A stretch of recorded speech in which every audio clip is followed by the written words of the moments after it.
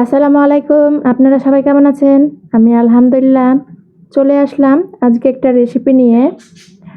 রান্না করব চিংড়ি পটল আলুর ঝোল। চিংড়িগুলা মাঝারি সাইজের নিয়েছি। এখন ভালোভাবে পরিষ্কার করে নিচ্ছি।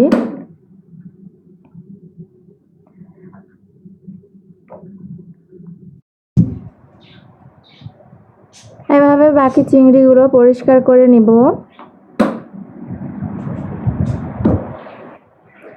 চিংড়িগুলো কেটে ধুয়ে পরিষ্কার করে নিচ্ছি।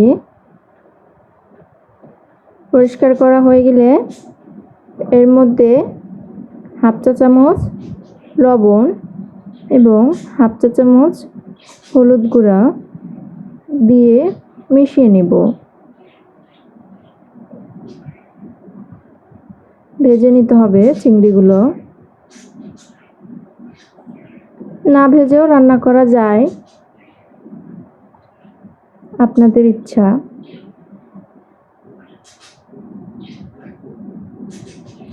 মাখানো হয়ে গেল। এখন ভেজে নিব। চিংড়িগুলো ভেজে নেওয়ার জন্য চুলা অন করে কড়াই বসিয়ে দিয়েছি। তার মধ্যে দিয়ে দিচ্ছি হাফ কাপ সয়াবিন তেল। তেলটা গরম হয়ে গেলে এখন চিংড়িগুলো এর মধ্যে দিয়ে দিতে হবে। দিয়ে দিচ্ছি চিংড়িগুলো। এখানে 1 পোয়া পরিমাণে চিংড়ি নিয়েছিলাম। আলু নিব 2টা এবং পটল নিব 5-6টা।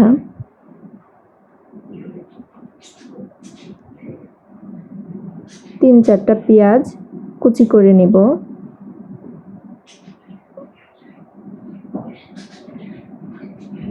উল্টিয়ে পাল্টিয়ে চিংড়িগুলো ভেজে নিচ্ছি।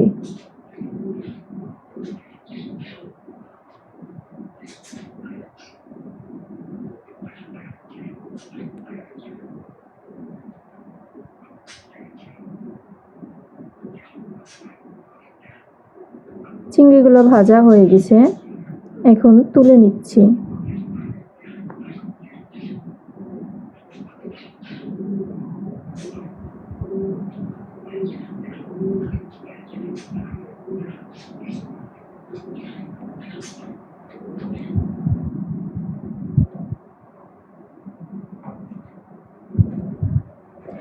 চিংড়িগুলো দেখেন খুব সুন্দরভাবে ভাজা হয়ে গেছে। এখন সাইডে রেখে দিব। এইদিকে বাটা মশলা দিয়ে আজকে রান্না করব। তো মরিচ নিয়েছি এখানে শুকনা মরিচ। 6টা, জিরা হাফ চা চামচ, 5 মশলা 1 চা চামচের 4 ভাগের 1 ভাগ। রসুন নিয়েছি 2টা, আদা নিয়েছি 1 টুকরো। এখন পিষে নিচ্ছি। বেশ মশলাটা পিষা হয়ে গেছে। পেস্টটা তুলে রেখে দিচ্ছি।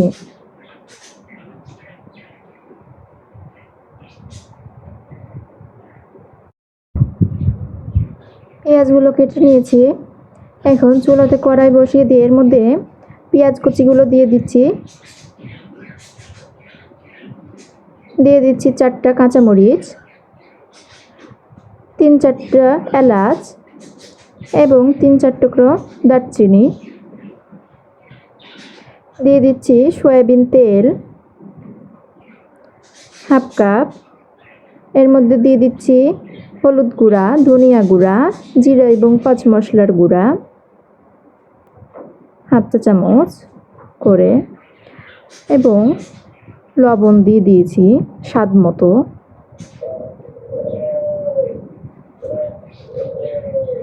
মশলাগুলো দেওয়া হয়ে গেলে ভালোভাবে নেড়ে দিচ্ছি।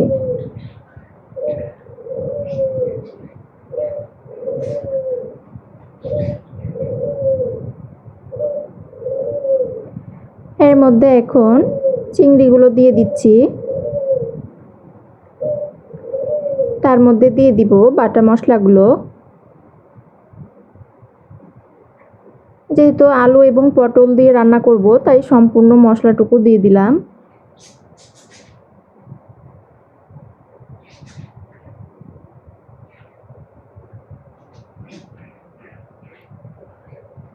এখন নেড়ে দিচ্ছি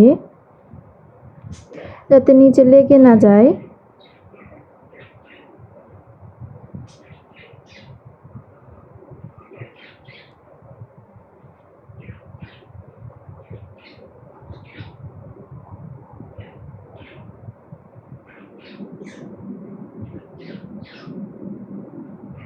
এর মধ্যে পানি দিয়ে দিচ্ছি 2 কাপ। চিংড়িটা এখন সিদ্ধ করে নিব।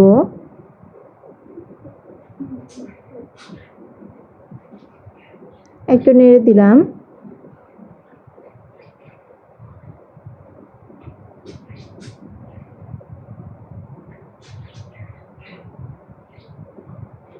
তরকারিটা সিদ্ধ করে নেব 5 মিনিট।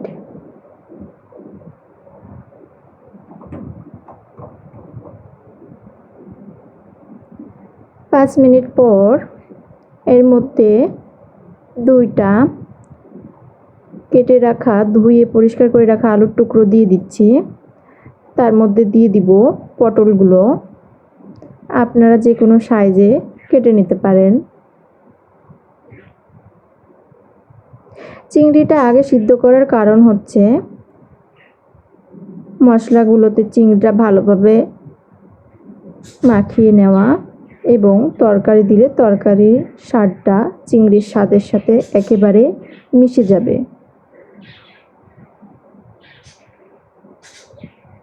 কিছুক্ষণ নেড়ে দিয়ে সিদ্ধ করে নিলাম 15 মিনিট। এইভাবে আরও 5 মিনিট সিদ্ধ করে নেব। ব্যাস, রান্না হয়ে গেছে।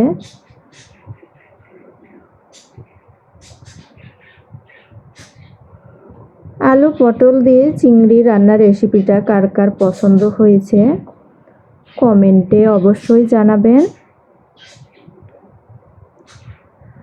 আমার ভিডিওগুলো ভালো লাগলে চ্যানেলটা সাবস্ক্রাইব করে পাশে থাকবেন। সবাই ভালো থাকবেন, সুস্থ থাকবেন। আবার দেখা হবে নতুন রেসিপি নিয়ে। আজ এ পর্যন্তই। আল্লাহ হাফিজ।